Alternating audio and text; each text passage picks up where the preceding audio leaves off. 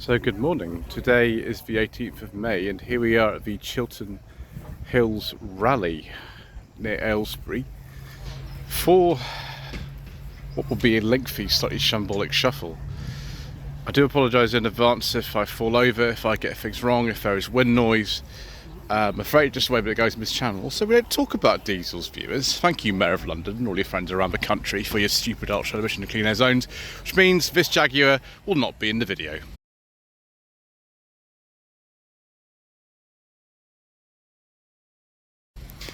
We'll start then with this very nice Mercedes SL320. This is a facelifted R129, I think these are called. It's very nice, viewers. It's dark green with a beige leather interior and wood. I do like a nice beige leather interior, viewers. I'm thinking maybe those rear lights are like a bit early for the car, but possibly that they're correct. I'm not sure. Somebody maybe in the comment section below tell me, because it looks like we should have the smoke rear lights on this, but maybe I'm wrong. Next we have this 1999 to 2000 Mercedes SLK 230 compressor. Very similar to the one that I drove actually on the channel towards the end of last year. It's owned by Stevens 4 Wheels. This one looks like it's got no rust in it, which is amazing. They're pretty interesting cars actually, these. I think Stevens one's the same colour as this. Then we got this very, very nice Aston Martin DB7.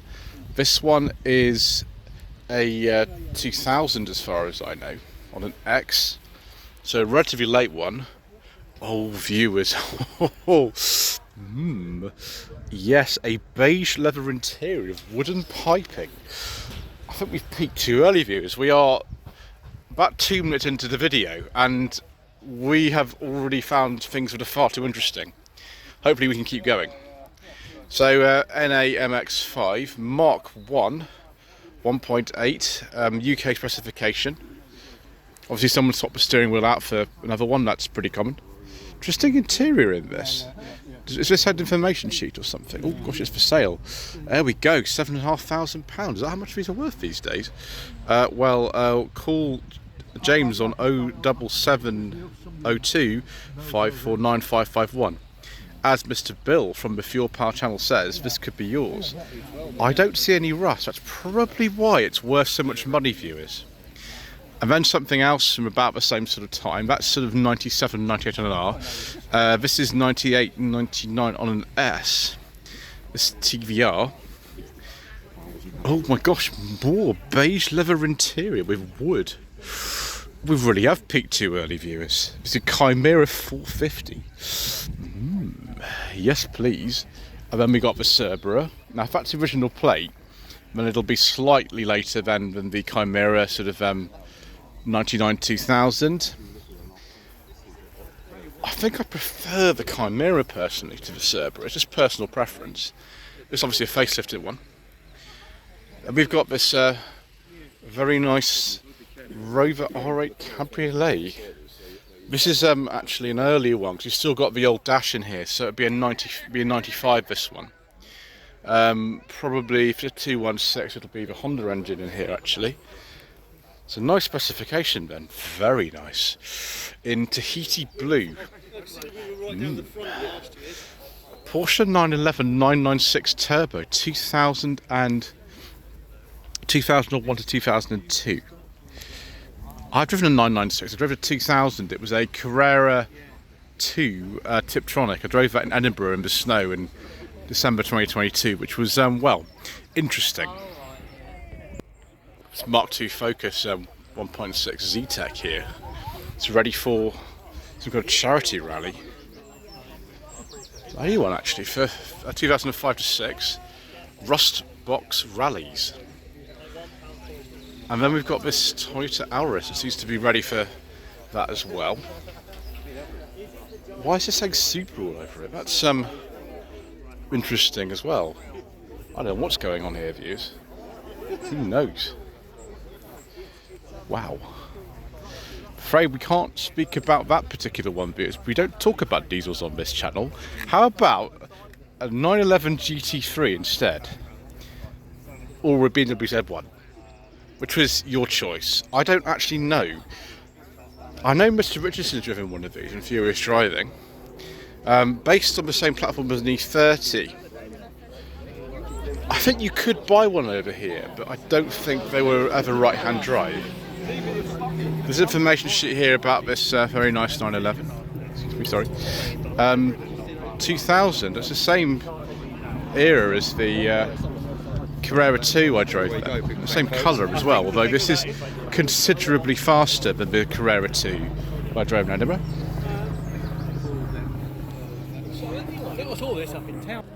Very nice view. A Saab 900 Turbo S. Classic sort of Saab colour scheme as well. Black with the lower part grey, 3-spoke alloys, and this interior with extremely complicated indicator stalk. I have driven one of these. It wasn't as late as this. It was a 1983 900 GL saloon with 4-speed gearbox. This is a bit different from that. That is very, very nice indeed. Sort of 91, 92 it would be on a J. Yeah, fantastic. So we've seen already one MX-5. There's another one. We'll probably see many more today. This is a facelifted NB. Personal plate on this, but it's about the same era as the car, about sort of 2002, 2003. And then a very, very nice 200SX. I really like these actually, viewers. They were used in a series called CI5 The New Professionals in 1999. Now, the series is quite bad. I don't recommend you watch it, but they do have some very nice Nissan 200SX in it. That one I'm not sure what year that is. It's a facelifted one actually. Not entirely sure. We got this Caddy, which is with some BBS wheels. I think those offer a Mark II GTI. Obviously the Caddy's based on the old Mark 1 Golf. This one is sort of 87, 88 on an E. TVR Tuscan S, 2002 to 3. I'd say that's more like a cream interior than a beige one, so we're not too excited perhaps about this, but... Oh, do we have an information sheet? Let's have a look then. Oh, there we go. It's 2002. 390 horsepower, 0 to 60, 3.8 seconds. Close ratio gearbox, air conditioning, gas discharge headlamps, and a DAB radio. Apparently the first production car to ever have a DAB radio. I didn't know that. You learn something new every day. And we've got this TVR Cerberus here. Another Cerberus 4.5. Another facelifted one. Maybe about the same era as the other one we saw. And then another delight from the 90s here. This is a Subaru Impreza. It might be a WRX actually, because this isn't a UK car. The UK ones were called the Turbo 2000. This is not, it's an imported one. Be sort of mid-90s. We've got a little pink badge on there. Personally though, I prefer this Toyota Corolla. Now I don't remember the model code for this. It's like an AE82, AE84. I don't think it's an AE86. This is what they used to call the Levin. I think this has also been imported. It's left-hand drive and things. So 84, 85. And yes, I have seen Initial D, viewers. I like Initial D. That's not quite the same specification, but we're sort of getting there, aren't we? Look at this, a Mark II GTI 16-valve big bumper. Now these are worth an absolute fortune now. One of these in oak green sold at a classic car auction in March for £38,000. That is beautiful. 90 to 1991 specification, immaculate. I'm going to have to take a picture of that for Mr. Quiet from Planet Auto because he will be very happy about that. So another first generation Subaru Impreza. This one again I think is imported. Little pink badge on the front. Quite a late one actually in comparison to the previous one. This is of 1999 actually. It's WRX STI. I'm actually in some ways more interested in this. Facelifted Corsa B, sort of 97, 98. This one is relatively high specification. It's a GLS with a 1.2 Family 1 engine and these very nice alloy wheels. Are these standard or have they been put on? I'm not sure. I drove one of these, actually, it was an automatic one last year. I've driven a manual one in 2022. Not sort of perhaps the most interesting car for some people, but that's in really nice condition. And of course, I took driving lessons in one of these back in the day as well. I'm sure many of you did as well. Another TVR here. This one is a I think an S2 or something like that, about 1990, and beige leather interior and some wood. Very good. Thank you very much. I think there's a Mark IV Escort rear lights on that. And you've got Nigel Mansell dealer plates on there as well. I've forgotten he actually ran a dealership. So I'm not actually sure what this started as, but now we've been extensively modified. It's got an Austin 8 badge on it, okay, but that is an engine by Ford. I wonder what engine that is. A 39 Austin 8, okay, now it's something else. A Buick 8. Buick 8 Roadmaster. This will be from the late 40s, won't it? That is an absolutely stunning looking car. Good design of that. Beautiful. All the sort of portholes on the wings as well. And a very nice Corvette Stingray. This will be from the mid 60s, won't it? That is a 1964. Again, a really attractive car. Chevy Bel Air, I think this is a 1956 or 55, I can't remember now. Not so good on this sort of stuff, viewers.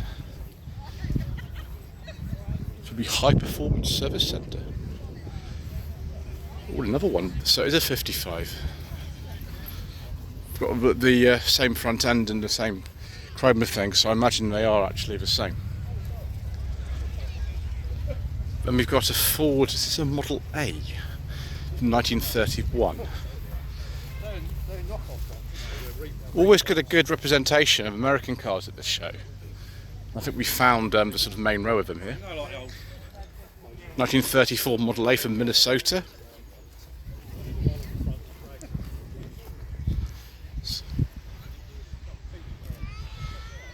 Is this a 32 Ford Coupe that's been modified or something?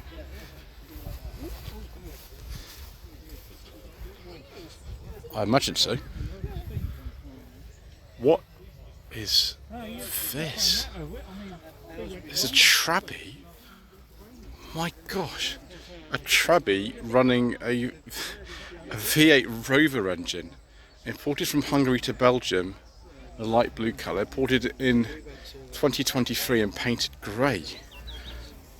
I think that could be the rarest car at this entire show. Fantastic. Another one of these Ford coupes. Aston Hill Climb. It's been there yesterday. 32 Flathead, there we go. There's that other Ford coupe. And then we've got something else. This will be a gosh, like 46, something like this. I don't know. Someone will have to tell me, because I've really got no idea about things like this. Previous generation Mustang with, of course, a huge V8 engine. This will be 2007, something like that, probably. Then we've got a immediately post-war Ford pickup, Ford F1. Be about 1953, something like that. Oh, 1971-72 Mustang, like in Diamonds Are Forever. Excellent. This I do know a bit more about. I don't have to have complete ignorance. Next to it, more classic Americana, 1950 Chevrolet Style Line.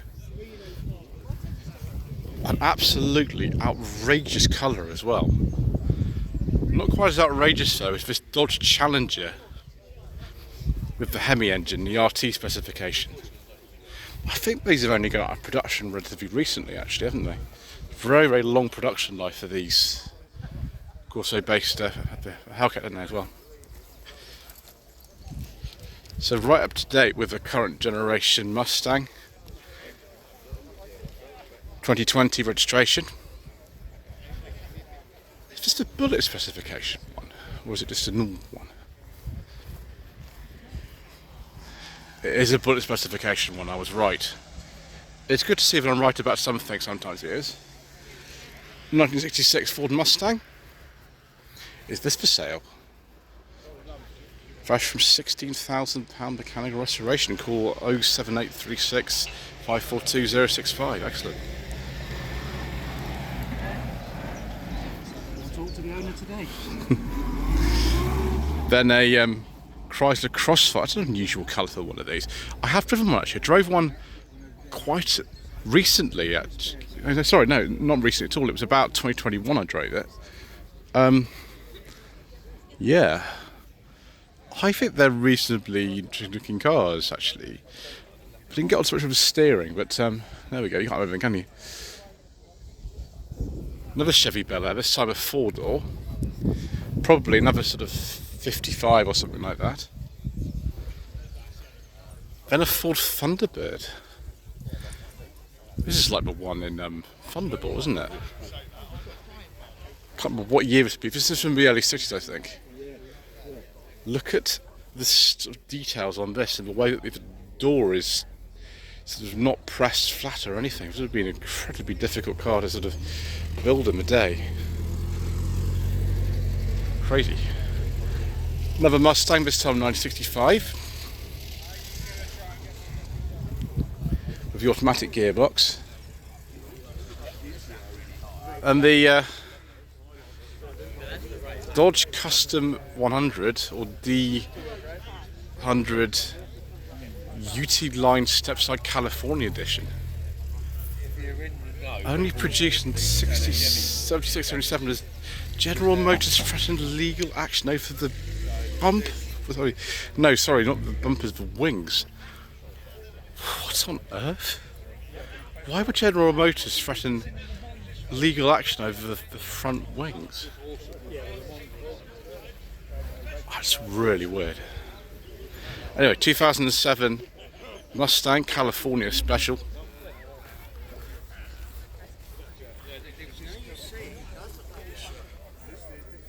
And then one of these Fox body Mustangs, do they call it? Fox body Mustang? Quite late for this generation, so 2002 to 3. And then a couple of examples of the next generation here. This would be an early one actually. It's like 2004 to 5, probably a 2005. And this is a Celine model with even more power. I can't remember if they actually made these in a manual gearbox. I think they did. The Shelby version, the 88 ERK.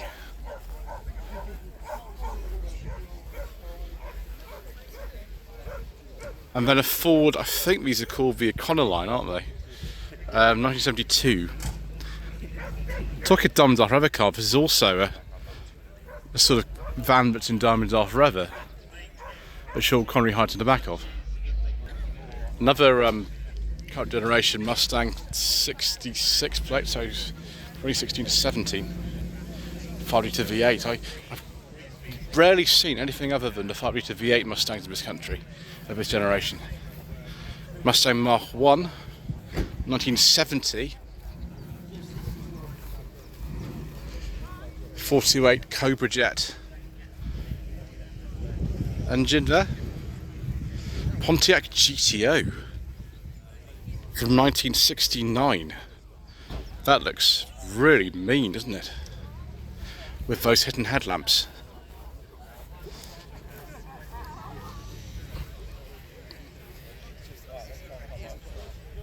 '67, '68 Mustang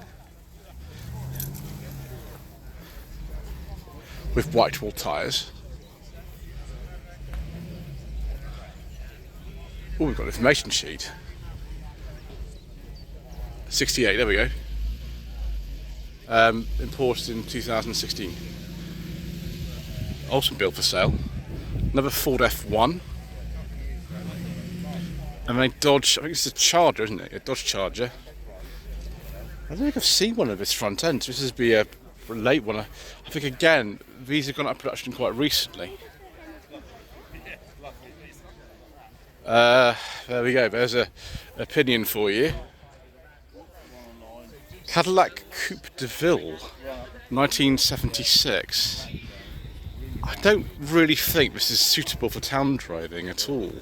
The size of it is just totally ridiculous. Why you call it Coupe de Ville, I don't know, but there we go. 2000 Chevrolet Corvette, without, of course, pop headlamps, which were, I think, illegal by then. Dodge Ram 1500 with a 5.7 litre heavy engine. It's going to take about 1 million years to walk around it, aren't we? Wow. Chevy Chevelle. I imagine from the plate this is 1972. That is pretty good. 1963 Ford Galaxy 390. Look at the length of car behind the rear wheels. Absolutely enormous. Then a 1967-68 Mustang California Special. I love that colour. Is that Highland green like on the Bullet Mustang? Ford F100, probably from, I'd say, the 50s. Got a step side pickup. Ooh, we actually get round the back to avoid the hedge viewers. Ooh, look at this. Vauxhall Viscount. This is amazing. It's a, I think they call this a PC. It's been modified for sort of track use. Yeah, Viscount. So 1969 to 70. This was above the Cresta in the Vauxhall range. It was the most expensive car Vauxhall made, I think, at the time. NDMX5. Those are a lot of fun. NCMX5 2006, but possibly not actually that because it's a personal plate. Bay window 71, 72. Nice colour. Brera, wow. A Brera with a personal plate on it. Of course, viewers, we drove one of these recently. It belongs to Stevens 4 Wheels, who we've already mentioned. I think he's actually still got it. It's just a 2.2. I don't know what engine's in that. I mean, amazing that that's here, considering how badly they rust.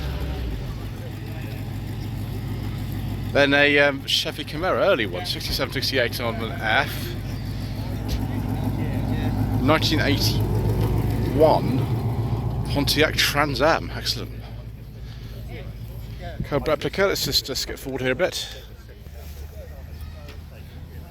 MGF Mark II. 1957 GMC 100 pickup.